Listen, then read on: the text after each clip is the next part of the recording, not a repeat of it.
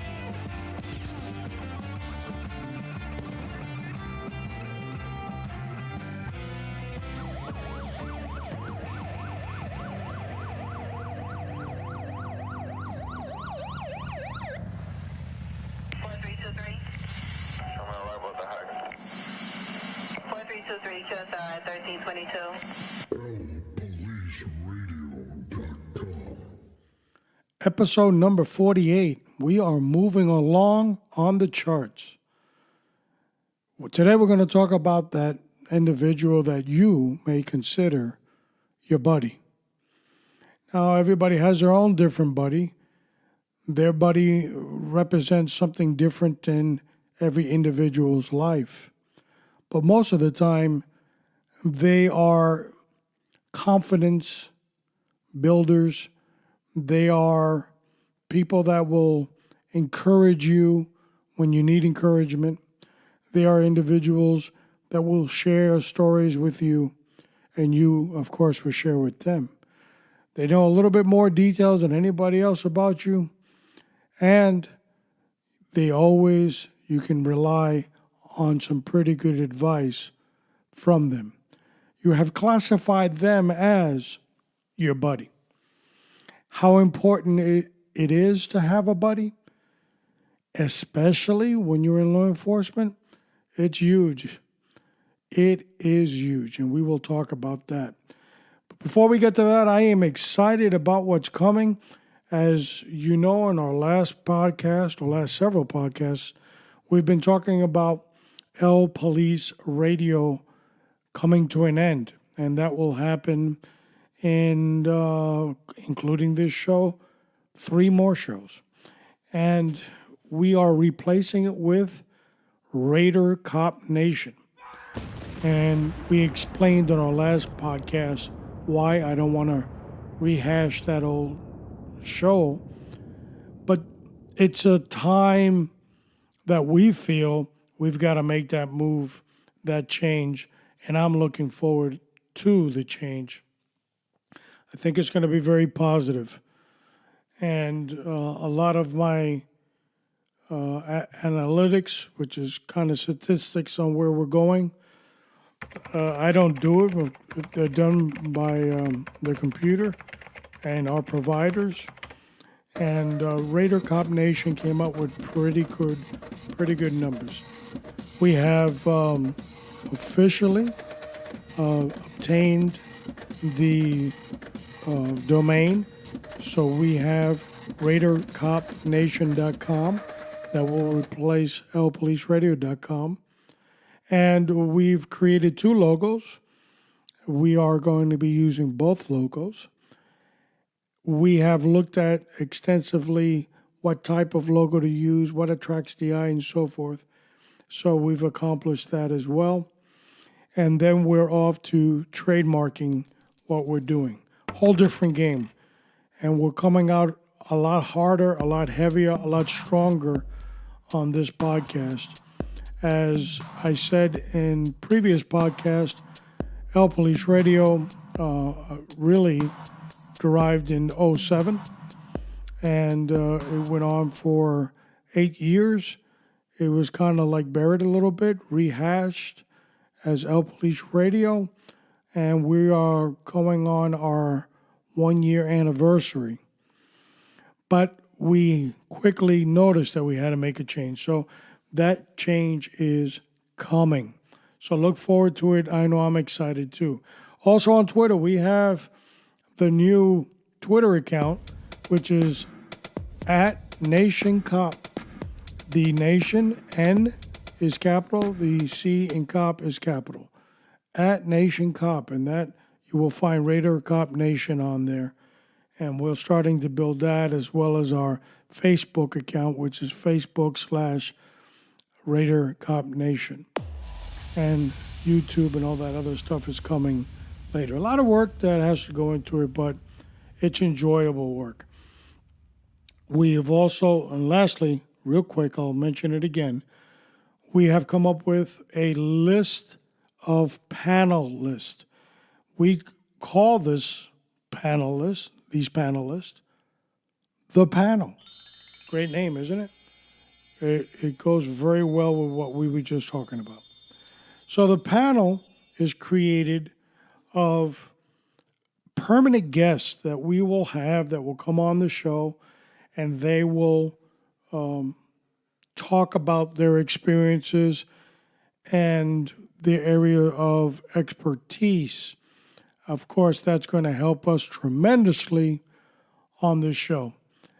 Now, it's not all going to be all the panelists at the same time, everybody yakking away like if we're on CNN or Fox News. We will engage them maybe one or two at a time, myself and Mike Sierra, and we will, be talking some real serious stuff now. We're going to get in debt in a lot of programming. Let me just go over a little bit real quick who our panelists are going to be. Number one, we've got Wonder Woman, a.k.a. Yankee Charlie. It's Sergeant for the City of Miami Police Department. We've got Pistol Pete the Gunsmith, and we had Pete on here, I believe it was podcast episode number 3, if I remember correctly, and he goes under Papa Yankee. Of course, his expertise will be about what, kids? That's correct, guns. And the Range Master, a.k.a. Kilo Sierra. And when we get into the little details about training with firearms, we will be talking to the Range Master. Of course, we're looking for a cop. Although we have cops, we're looking for the cop. 30-year veteran sergeant of the Lee County Sheriff's Office, Alpha, Quebec, will be a panelist. And my buddy that we worked as a dynamic duo in Miami-Dade for about 15 years, a.k.a. the Fixer, Romeo November. And how can we never can forget co-host Mike Sierra, and he's going to pop back in here. I've been doing his shows. I think I've done 2 or 3, one behind the other.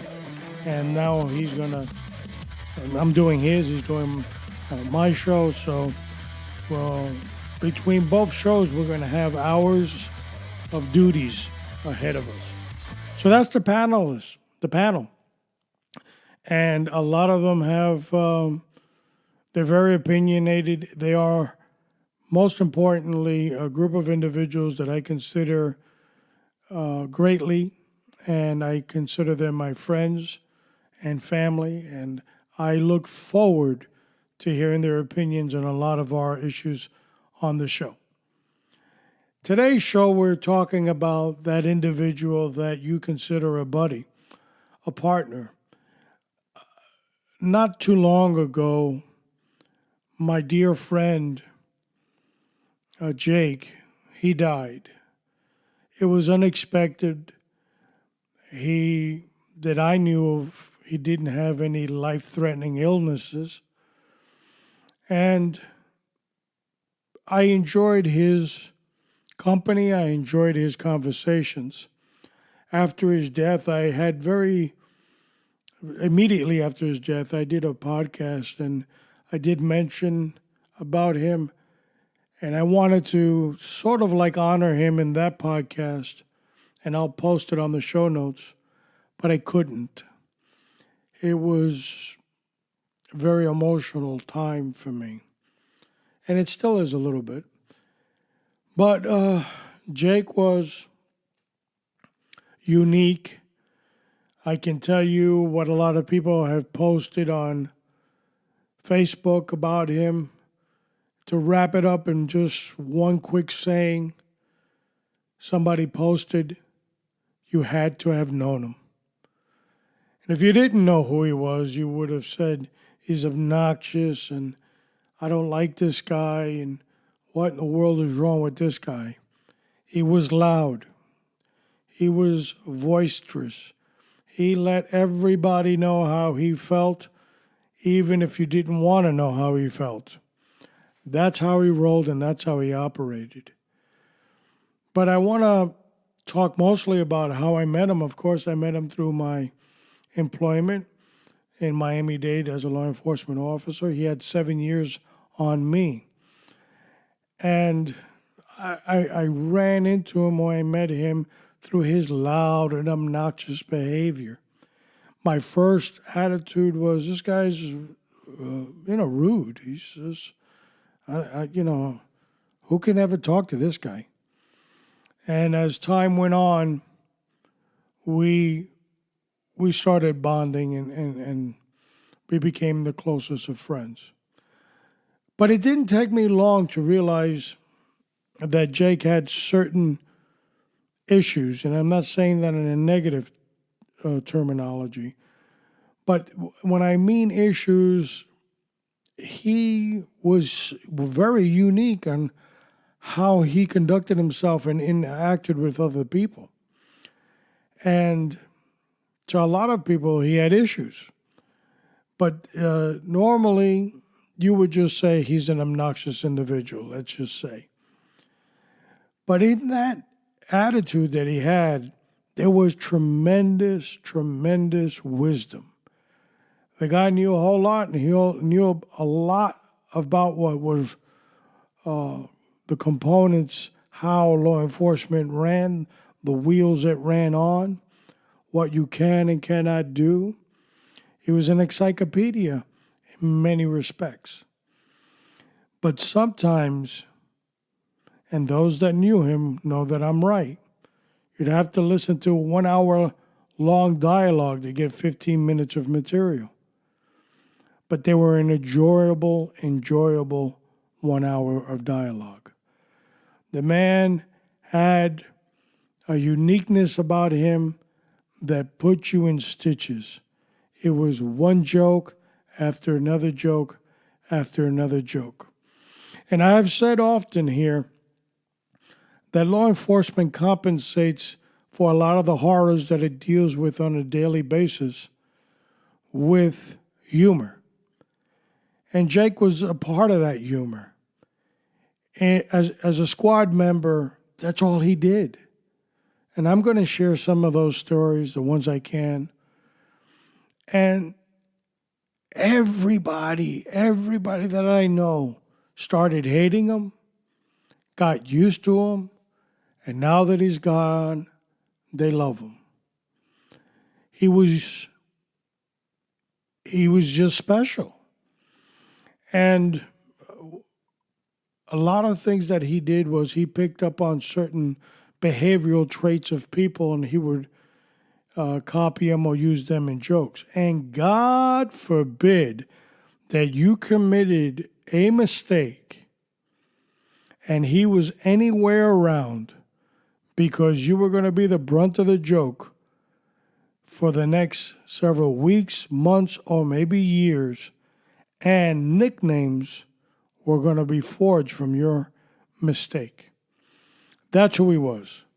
So he kept it comical.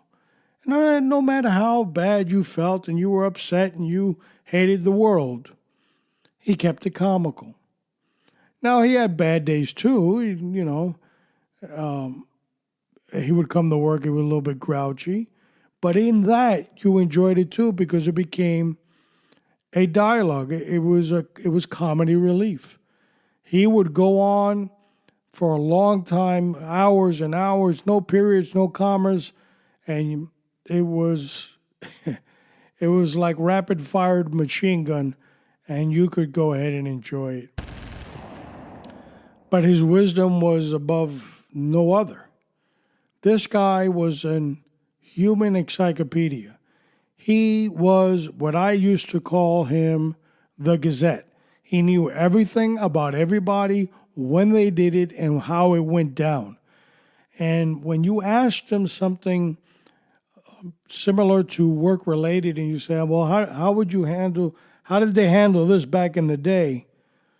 The calendar came out, and all of a sudden that calculated brain of his will tell you, oh yeah, I remember so-and-so. And he'd go ahead and give you the story. Now here's what's so unique about him. Every name he called out was not the name of the individual. It was the nickname. He nicknamed everyone. And everybody lived and died by that nickname that he would give them. And there was people like Kid Chocolate, Numbnuts. I mean, I could be here all day. Havao,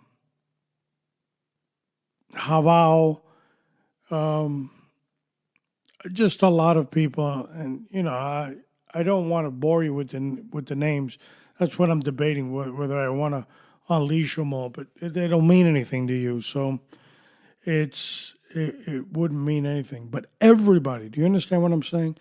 Everybody had a nickname, and that's how he rolled, he operated. He would never speak to you in terms of who that real person was. You had to know the nickname, okay? Like we had a captain. He would never tell you the captain's name. He would tell you Captain Bosco. And for years I heard Captain Bosco. And I just went and played along with him. And one day I asked him, why do you keep on referring to the captain as Captain Bosco? What the hell is Bosco? Was it the chocolate you're talking about? He goes, no, goof. I'm talking about my cat. My cat was called Bosco. And I go, yeah? Wait, it reminds you of your cat? He said, no. He had testicular cancer. They had to chop off his nuts. So he called him Captain Bosco because he didn't have any nuts. That's who he was. That's who he was.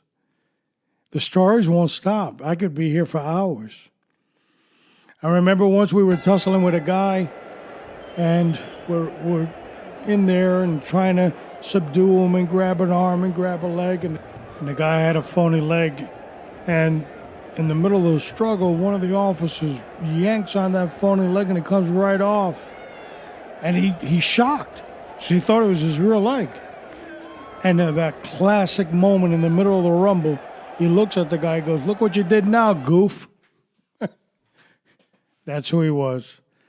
And more stories. There's just story after story. He was affectionately called by some of us Agent X because he was always lurking behind every corner, every column, every hallway, behind every doorway, where he could eavesdrop on the command staff what the next move was. Give you an example, there was a special group that Miami-Dade had, and this, I'm going back to the late 80s, and they didn't have enough money to fund that program any longer. There was also lawsuits coming from certain municipalities, Miami-Dade, of course, being the county. They were providing this service and charging municipalities for this service, and they said, well, we're being double taxed, so forth. So it was going to end up dead anyway in litigation. So Miami-Dade pulled the plug. Well, Jake, true to form, this time he wasn't hiding behind a door or a hallway to listen to the conversation. Had a good friend of ours that was an administrative assistant officer, and he ran into him, a guy by the name of Obi. He ran into him and he said, "Hey, what's going on over at headquarters at the palace?" He goes, "I don't know, but aren't you a part of this program?" "Yeah." "Well, they're cutting that next month." "Really? What are they going to do with everybody else?" "Well, since it's the middle of the bid, they're sending everybody to midnights." So what did Jake do? In true Jake form, he ran off up the chain of command to the chief, told the chief some sob story about his parents were ill and he had to care for them. And although he was dying to stay in that unit, he would have to forego that special operation and go back to operations and deal with his personal life. They regretted, his situation. They said they were there to support him in any way they could. They wrote his orders and out he went. The rest of the team, looking stupid and confused, says, "Hey, where you going?" He goes, "I don't know. They transferred me. I don't know what the hell's going on."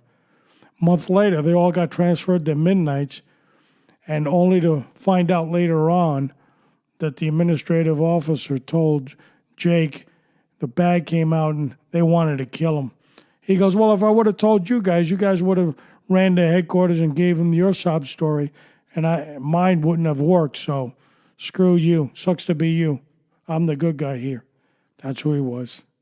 You couldn't hate him. You had to love him. Why? Because of his unique style. Everything was a unique style. But today I want to also concentrate on who your friend is. And do you need one? If you're in law enforcement or considering getting into law enforcement, you need one. You can run with a squad, you can run with certain individuals, but you need the confidant. That individual that when you're in a situation, you want to get that good advice. Now, Jake was close to me in over about 28 years, and I really felt his loss. But there were certain things I just could not tell Jake because Jake had the illness of the lip. He would run off and slip here and slip there and tell your side of the story to somebody else. But his vision, when he locked in on something, and he would really give you the best advice he could if he liked you. But here's the deal. What do you think the filter was, or what do you think the problem was, that he wasn't always like that? He wasn't always clear. Well, you see, he had a drinking problem. And that drinking problem, like we spoke about in a podcast past, was overtaking his life. Of course, it got worse and worse as every year went by. This man did 34 years in uniform. And he would get worse. Never, ever, and I'm going to repeat this again, never, ever did I ever witness Jake under the influence on duty. Never. And he told me that many times. Because I won't touch the stuff once I put on the uniform. I go cold turkey the day before. He was telling me all the things of what drunks do. You go on the binge Friday night, he was off on the weekend, so Friday night he went on the binge Saturday, and then Sunday afternoon he had to stop, go cold turkey, and drink gallons of water. Ice cold water too, like he said. And he should be ready by Monday afternoon. Because he worked on the afternoon shift. That's who he was. That's who he was. He didn't deny it.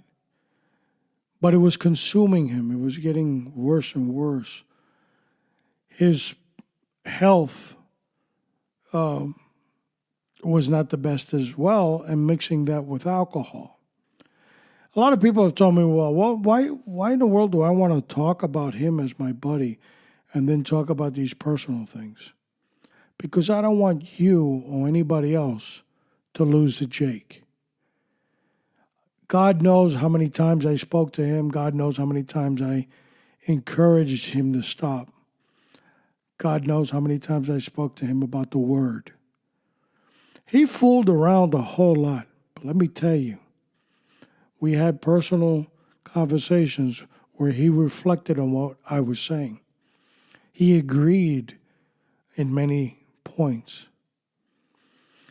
And that's what hurts the most. Because in his last day, hours of life, I hope and I pray that he really reflected on those deep conversations about the Lord. And that he remembered what I told him. That if you repent of your sins and you confess of your sins, you will be saved. And I hope that he didn't forget that and recited that at the right time. So that's why I tell his story. Because you can't have a personal friend that might have a problem, a health problem, and they need support, or an addiction, they need help, and you're deaf and blind, you don't want to deal with it. You'll regret it later. I dealt with Jake many times. But what happened with him was when he retired approximately about a year more before me. He got worse. You see, the weekend for him was every day now. It was 7 days a week. So the drinking was heavier, stronger, faster. And he had developed cirrhosis of the liver. And as a result of that, he got ill, hospitalized, and what we hoped never would have happened, happened, and he died. Tomorrow is not promised, only today. He was my confidant on many, many issues, gave me always the best advice. He regarded me as his buddy. He regarded me highly. And he had nicknames for everybody, but he didn't have really one for me. He would, in speech, talking to other people, he would refer to me as Dog, but he would never had a nickname for me. He looked up to me, and it was because of the advice that I was giving him. I never left Jake aside. What do I mean by that? Well, you couldn't be his friend for too long without knowing there was some deep emptiness there. There was something that was missing in his life. That he was obsessed with the job because the job was everything to him, because it made the conversation continue and continue and continue. You see, he was in a mode of depression. And I could sense it and I could pick it up. And sometimes just his silliness was listening to and reacting to it, and interacting with him was enough to get him over the hump. He was really struggling. And he didn't know how he was going to deal with retirement. That's why he stayed 34 years. You see, in Florida, you sign up for what's called a drop program. Maybe on your 25th, you have 2 years to get into it from your 25th year or your 26th 7th year. And then you want to go ahead and jump onto the program, which lasts 5 years. So if you get in at 25, you leave at 30. And they pay you a big chunk of money, too, on what some states consider a buyout. But it's really your own retirement money multiplied. In lieu of sending you a retirement check, it's placed in a savings. You continue to work. Basic synopsis of what that draw program is. But he was working on his 34th year. And I challenged him many times, and I kept on asking him, why are you working? Did you go into drop? And he changed the subject. Now, I don't know the details of what he got into and what he did as far as his financing or his retirement. But it later dawned on me after his 25th or 26th year. I quickly picked up that he didn't know what to do. He's never envisioned a retirement. And of course, every year that went on, it was more obvious to me that that was his issue. I remember that I would tell him, hey, bro, I'm leaving. I'm retiring.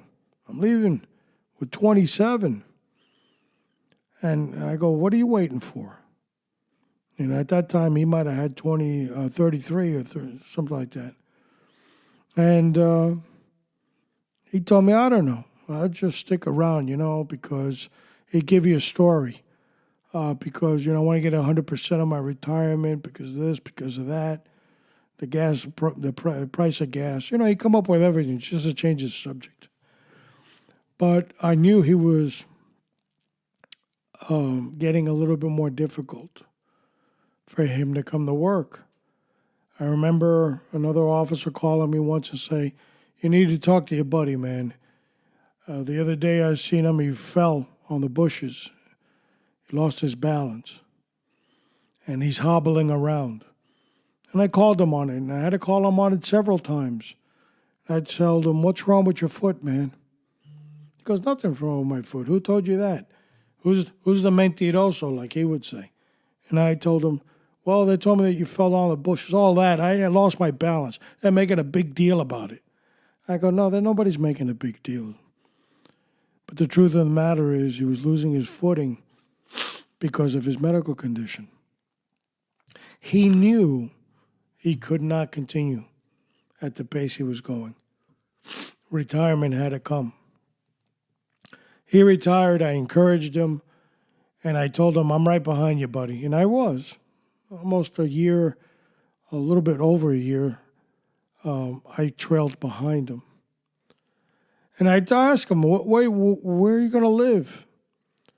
And he told me, I'm going to stay here in Miami, and I'm going to go up to Broward. And he was bouncing around like a Mexican jumping bean. Those are his words, by the way. And he ended up in Palm Beach. This, ultimately, of course, would be recognized as the kiss of death because he was away from everybody. He really didn't have any family or friends where he was at. So the drinking and the binging could go on harder and stronger until he finally succumbed to his habit. Jake died in the hospital in Palm Beach at the very young age of 59. He was a dear friend. And you might have that dear friend too. And that's why it's important not only to have a confidant in law enforcement, not somebody that doesn't know what you do for a living, somebody that knows exactly what you do for a living. And they know more than you know. That's the person that you want as a confidant. Someone you can trust. Someone you can talk to.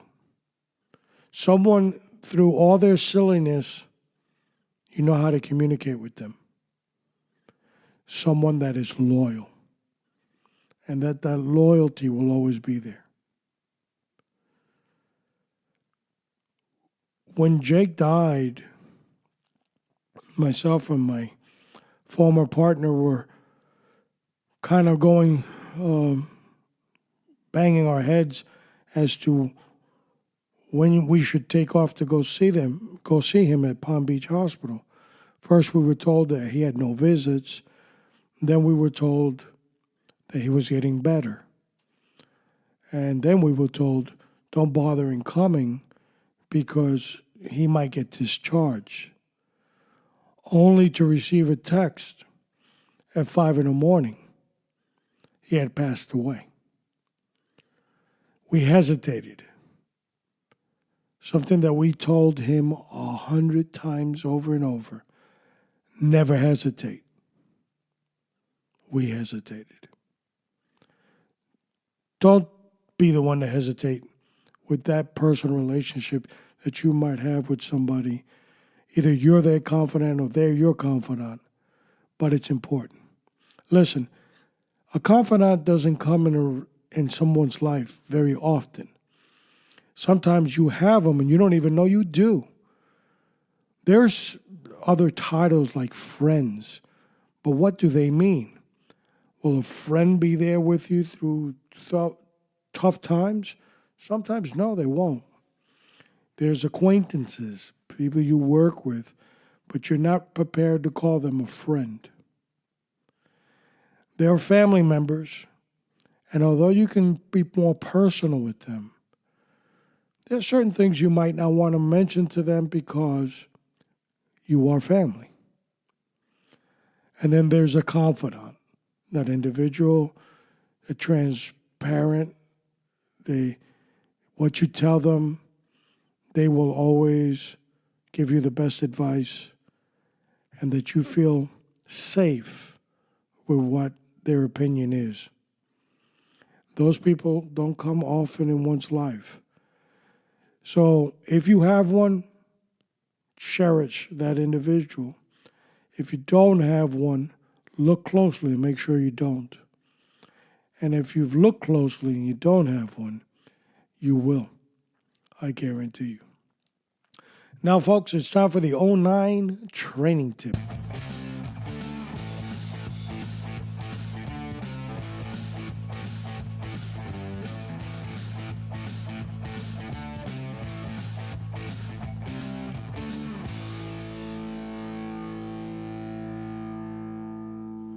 You know, there's a lot of video feeds that are out there nowadays on YouTube and a lot of other channels. Because of body-worn cameras, the training sections of every law enforcement agency has a ton of film that they can use to train personnel on. That's a good thing. I know during my era it was very difficult to find film, especially for teaching points, and if you did, of high quality. So you ended up playing the same one over and over again. It kind of lost its effects after a good given amount of times. But today, we have a multitude of video that we can share. But unfortunately, a lot of this video footage is tragic. I recently saw one that was sent to me by one of my law enforcement buddies, and I will attempt to post it on LPoliceRadio.com. Basically, deputy pulls a guy over, the guy rushes out of his vehicle, runs towards the deputy at full speed, starts yelling and hollering in his face, and the deputy with his support hand just puts his hand out. But he doesn't OC spray him. He doesn't hit him with a tactical baton. He doesn't tase him. He doesn't pull out his weapon. He just puts out his arm. He let his guard down. Subject runs back to his vehicle. The deputy takes out his weapon. Subject takes out a weapon. And the shootout begins. Of course, in this footage, you actually see when the deputy goes dry in his rounds. But if you count the rounds, he might have been missing rounds out of his magazine. In other words, magazines weren't fully loaded. You could also tell by his hands, he looked like he was an old-timer. Also, when his slide opens because he ran out of rounds, he runs behind the patrol car and he tries to insert a magazine without indexing the magazine into the well of the weapon. So in other words, he's trying to put in the magazine backwards. Now, this could have happened to anybody because of their nerves. I understand that. But the importance of training, of repeating the same thing over and over, is for your survival. I'm saddened when I see that because poor decisions were made that cost that deputy his life or that officer. When that subject ran up on him like he did, all bets were off.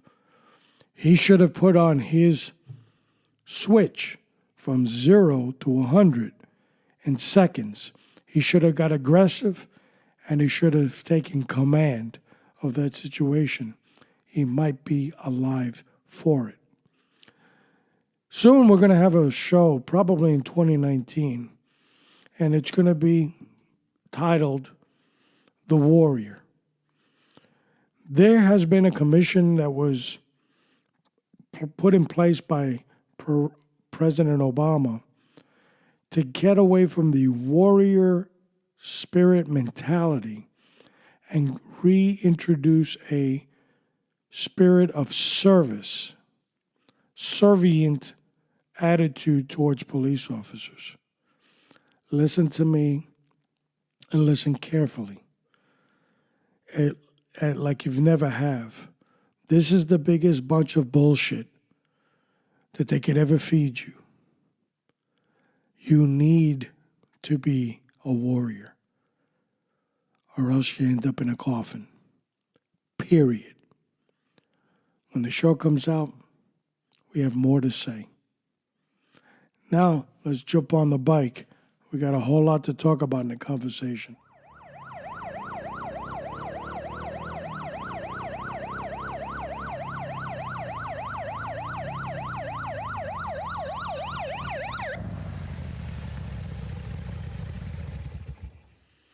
God is good. God is good. Every situation that is before you, the people that are around you, the people that come into your life, just like the people that leave your life, have all and all will have a purpose. God's intelligence and God's plan for each one of us is perfection. There's no coincidences that this person was in my life, but it didn't mean anything. From everybody that you come in contact, there's a reason you're coming in contact with that person. And that relationship builds memories that you're going to rely on in the future. There's no just a situation with God. As I shared with you the stories of my buddy Jake, yeah, he was unique. Yeah, he was foul-mouthed. Yeah, he was who he was. But God allowed me to have him next to me because he had no filter. Unfortunately, I've got too many filters. So what I had and he lacked was my strength. See, God has a plan for each one of us. So look around. Look who's in your life. Not everybody should remain there. So you have to do like a friend of mine once said, I purge my friends every year. That's what he told me. I purge my friends every year, the first of the year. And if I don't think that they're good enough or they warrant this relationship, I stop talking to them. And I thought about that. First I said, well, that's weird. But the older I get, the more I understand about purging. You see, God put people in our lives for a season. How long is that season? Depends. But they're there for a season. What you need to know is when you have to grab those seeds, plant in a season to receive the fruits in another season of what you planted. Everybody has a purpose. You, my friend, need to find yours. Have a relationship with Jesus Christ. Start a relationship with Jesus Christ.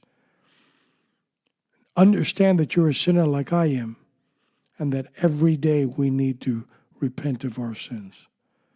If you do this, I can guarantee you, even in the most fierce firefight, even if you succumb to the firefight, and they said he's dead, you live. And if you're in the Spirit, you just understood what I said. What's up next? Well, we're coming towards the end of LPolice Radio, and I will miss it tremendously. But what makes me go and what makes me happy is that I know that Raider Cop Nation is right around the corner. What's up next? What my buddy Jake taught me. One of the things that he did, he took a course in accounting at the Miami-Dade College, and he used to tell me everything, buddy, everything has the principles of accounting, credit and debit. So what we're going to be looking at in podcast number 49, 52 is around the corner, and 52 will mark our anniversary. But what we're going to be looking at in episode 49, credit and debit, how agencies actually really do their budget, and do they have make-believe invisible people on staff? I don't think so. That would be unethical, or would it be? So, let's recap on what we've talked about on today's episode. We spoke about the importance of a confidant, especially in law enforcement. The importance of having one in your life is huge. See if you have one. Look closely. And if you don't, look for one. It has been my honor to be your host on this radio program. May God bless you. May God bless the agency that serves you. God bless America. Long live the Republic.